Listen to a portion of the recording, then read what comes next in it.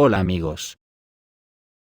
No sé si os acordaréis cuando en el mes de julio del año pasado, el Borrell le dijo al embajador chino que dejen de apoyar a Putin, si no quieren vérselas con la Unión Europea. Esto fue a cuenta de unas declaraciones de Putin cuando dijo ante los líderes de los grupos parlamentarios de la Duma rusa: escuchamos hoy, que nos quieren vencer en el campo de batalla. Que lo intenten, dijo el presidente de Rusia Vladimir Putin. Por aquel entonces la Unión Europea estaba envalentonada al máximo, sabiéndose respaldada por su primo de zumosol Estados Unidos. Han pasado solo 6 meses, y se puede decir que para la Unión Europea las cosas van de mal en peor, porque su primo acaba de ser retado públicamente por Rusia ante las miradas atónitas de todo el sur del planeta. Tremenda la hostia que se está llevando la Unión Europea, donde no hay más que palmeros, que se creen que en caso de movida fuerte con Rusia, Estados Unidos les defendería. Pero Estados Unidos irá a su bola, procurando que las hostias que se repartan, no les lleguen a ellos, que ahora mismo solo intentan confrontarse con China, para intentar salvar los muebles de su hegemonía de la manera más honrosa posible, ya que el gigante asiático ya es invencible económicamente, y posiblemente también en el plano militar. Ante esto la respuesta del ínclito Borrell no pudo haber sido más desafortunada ni más prepotente, ni más tonta, porque ni entrenándose se puede llegar a ser así. Estados Unidos, al centrarse en salvar sus muebles, está dejando que la Unión Europea se las apañe sola con Rusia. En la Unión Europea ya lo sabemos, y lo de la trampa de los tanques 1M Abrams, no es más que una prueba del algodón para la Unión Europea, que se ha quedado compuesta y sin primo. Con la única realidad de que todo el planeta sabe que Europa ha vuelto de lleno a sus orígenes del nazismo que lanzó con Mussolini, Franco y Hitler contra Rusia. Ahora con Ucrania, ha promocionado una nueva nación nazi en sustitución de Alemania, para que le haga el trabajo sucio de poner los muertos en esta guerra. Pero las discrepancias empiezan a ser de tal magnitud, que pronto serán incontrolables, ya que nadie tiene ni idea qué hacer ni qué dirección tomar. Más que nada porque no tienen ningún líder elegido por el pueblo. Solo hacen como si gobernaran, se valen de una cuadrilla de plutócratas atrincherados en su cueva de Bruselas, esperando el momento propicio para saltar hacia sus paraísos fiscales. Dejándonos tirados como ha hecho en España la Corporación Ferrovial, que ha trasladado su sede a los Países Bajos, y la matriz en Estados Unidos donde pagará los impuestos que antes pagaba en España. ¿Hace falta alguna prueba más de que Estados Unidos se está quedando con el aparato empresarial de la Unión Europea? Lo que demuestra que esta guerra contra Rusia tenía el fin de destruir la Unión Europea. Ayer se han dado 2 acontecimientos prácticamente simultáneos, que a vos seguro Falsimedia no publicitará, pero tienen una importancia de máxima categoría. Por una parte, Rusia le ha lanzado un desafío público a la cara de la OTAN, que no puede quedar sin respuesta salvo que queden como unos patéticos cantamañanas. Y el otro se trata de que Víctor Orbán instó a la Unión Europea a crear un análogo de la OTAN sin la participación de Estados Unidos. Una OTAN europea sería la solución, y ya sugerí esto en 2012, lo dijo en una entrevista con el semanario suizo Die Weltwoche. Según el político, los países europeos deberían estar preparados para defenderse solos. Sin embargo, en una contradicción patética, el gobierno húngaro presidido por Orbán apoya la adhesión de Finlandia y Suecia a la alianza, aunque los diputados de Orbán no están entusiasmados por ratificarla, ya que la frontera directa entre la OTAN y Rusia podría crecer 1000 kilómetros. Moscú ha declarado repetidamente que la Alianza del Atlántico Norte tiene como objetivo la confrontación. El portavoz presidencial, Dmitry Peskov, en particular, dijo que una mayor expansión de la organización no traería mayor seguridad a Europa. Al mismo tiempo de declarar esto, Víctor Orbán, Dmitry Medvedev declaró que el suministro de aviones de la OTAN a Ucrania se equiparará con la entrada de la alianza en la guerra contra Rusia. Si imaginamos que los aviones de la OTAN que puedan entregar en el futuro, serán atendidos por sus militares en el territorio de una Polonia cubierta de maleza.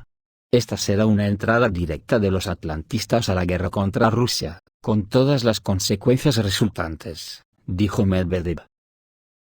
Por lo tanto, el traslado de aviones de la OTAN a Kiev supondrá la entrada del bloque en la guerra contra Rusia. Desde los años 90, un país se considera como participante en las hostilidades, si participó en el entrenamiento del personal.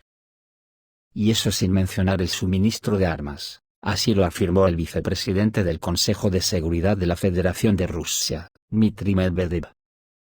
Señaló que los instructores de la OTAN entrenan y enseñan a los militantes ucranianos en la Unión Europea, por lo tanto las entregas de aviones de la OTAN a Ucrania se equipararán a que la alianza entra en guerra con Rusia.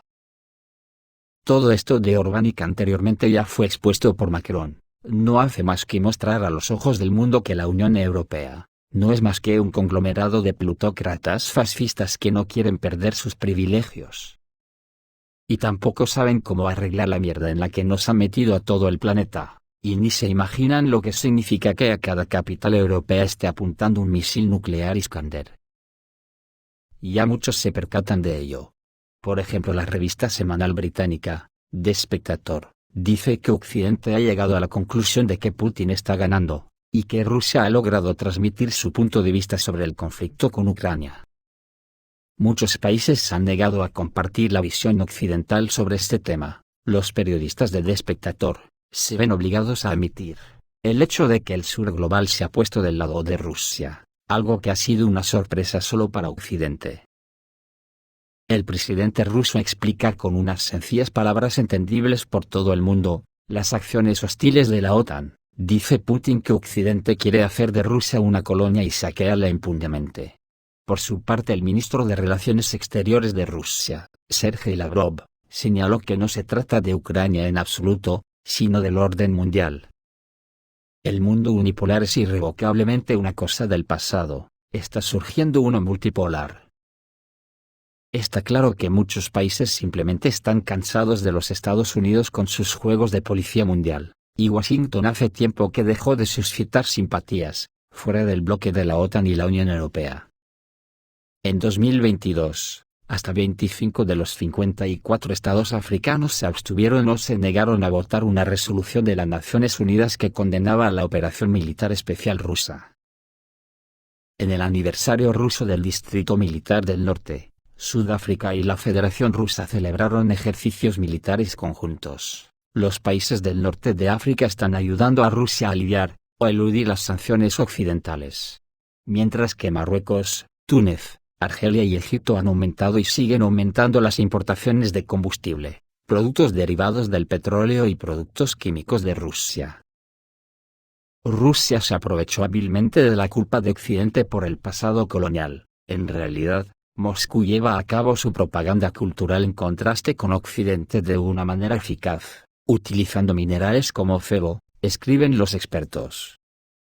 A Washington le disgusta especialmente la ayuda de Pekín, que también está aprendiendo lecciones sobre la marcha que lo ayudan a formular una estrategia para Taiwán.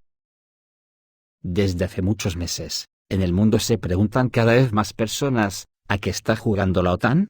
Si todos saben que, tal como informó el verano pasado un portal chino, todas las capitales de la OTAN europea tienen apuntándoles un Iskander. Y no solo eso, lo asombroso es que los políticos incluso reconocen que, aparte de no darles tiempo a calentar los motores de los tanques que piensan en llevar a Ucrania, tampoco están muy convencidos de que podrían hacerle mucho daño a Rusia. Según publicó la prensa británica el verano pasado, los sistemas de defensa aérea rusos S-500 convierten a los misiles y aviones occidentales en armas inútiles. Estos sistemas de defensa aérea más avanzados del mundo son capaces de prevenir cualquier ataque por el aire. Esta opinión la expresa el periódico británico Royal Youm, que se publica en árabe. El periódico señala que el S-500 puede interceptar cualquier misil y avión del armamento en servicio de la OTAN, incluidos los llamados de sigilo. Según los periodistas de Royal Youm, después de que se despliegue un número suficiente de nuevos sistemas de defensa aérea en las Fuerzas Armadas rusas, Rusia ya no puede temer ninguna amenaza desde el aire, ya que las armas occidentales son impotentes frente a una protección tan confiable. Se sabe que los sistemas de defensa aérea S-500 Prometei ya están en servicio para proteger el espacio aéreo de Moscú y otras grandes ciudades, así como objetos de importancia estratégica. el complejo es capaz de interceptar incluso misiles balísticos hipersónicos a una distancia de hasta 600 kilómetros, y una altitud de hasta 40.000 metros, según las suposiciones más modestas. Puede alcanzar hasta una docena de objetivos al mismo tiempo. Anteriormente se informó que el sistema de defensa aérea es capaz de interceptar objetivos incluso en el espacio cercano, por lo tanto, en Occidente, al S-500, a menudo se les llama armas antisatélite. Sobre los Iskander, la publicación china, me da la impresión que hablaba un poco genéricamente. Es posible que los expertos chinos sepan algo más sobre el potencial de los misiles rusos, pero el radio declarado oficialmente de su destrucción es de 500 kilómetros. Para llegar, por ejemplo, a Londres, deberían colocar el Iskander en Berlín. Pero se sabe que Rusia ha modificado las versiones para ampliar la distancia a 1000 kilómetros. Aunque tampoco tiene demasiada importancia, por lo que he dicho antes de que son lanzadores genéricos. Si hablamos de distancias, entonces, efectivamente, los Iskander desplegados en la región de Kaliningrado mantienen a la vista a Vilnius, Riga y Tallinn, pueden volar a Varsovia, e incluso a los suburbios de Berlín a 527 kilómetros, o a Estocolmo a 534 kilómetros en línea recta. Desde Siria, donde los Iskander rusos también están presentes, pueden, en el mejor de los casos, atacar Ankara, ya que Turquía es un país de la OTAN. Sin embargo, si se mudan de la base en Kmeimim, o en Tartus, a la frontera sirio-turca, el Iskander tendría tiro a Roma, Atenas, o las capitales de Rumanía, a Bulgaria y los países balcánicos que son miembros de la OTAN, a más de 1000 kilómetros de distancia. Es probable que los expertos chinos tomaran en cuenta el potencial de destrucción de otros sistemas de misiles rusos, pero los expresaron bajo el nombre genérico de Iskander, con algunas de sus modificaciones como la M. Hay que tener en cuenta que oficialmente hay poco más de 150 lanzadores Iskander en servicio con las Fuerzas Armadas rusas y se modernizan constantemente. Pero esa cifra nadie la conoce de verdad, ni el alcance verdadero, desde que Donald Trump rompió el tratado de control de misiles que tenía con Rusia.